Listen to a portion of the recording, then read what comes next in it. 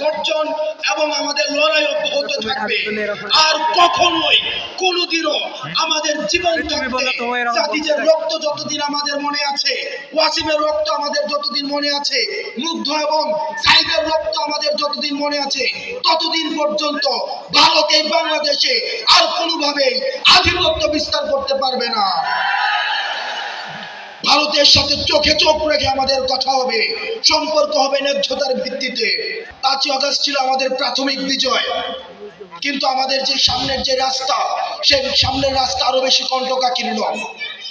আমাদের এই কণ্টকাকীর্ণ রাস্তাকে অতিক্রম করার জন্য আমাদেরকে ঐক্যবদ্ধ থাকতে হবে।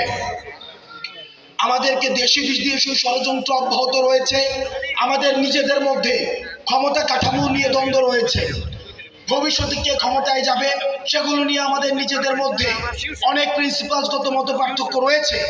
আমরা সবাইকে অনুরোধ জানাবো, আমাদের মত পার্থক্য, আমাদের এটি যেন পরমত সহিষ্ণুতার মধ্যেই থাকে।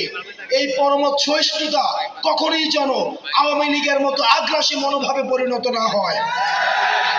আমাদের পরমত সহিষ্ণুতা থাকবে, মত পার্থক্য থাকবে, দ্বিমত প্রকাশ থাকবে, তবে সেটা হবে রাজনৈতিক, সেটা হচ্ছে সৌন্দর্যের কালচারের মধ্য দিয়ে। সেটা যেন আর কখনোই আওয়ামী লীগের মতো দমন পীড়ন, গুম খুন হত্যার রাজনীতির মধ্য দিয়ে আর কখনোই কনভার্ট না হয়। এবং সেটির যেই দায়ভার, এই দায়ভার এই মঞ্চে যারা রয়েছে তাদের এবং আমাদের সামনে যারা রয়েছে আপনাদের। আমাদের ঐক্যর ডাক, আমাদের যে আহ্বান, আমাদের যে লড়াই, আমাদের যে সংগ্রাম, এই সংগ্রাম অব্যাহত থাকবে।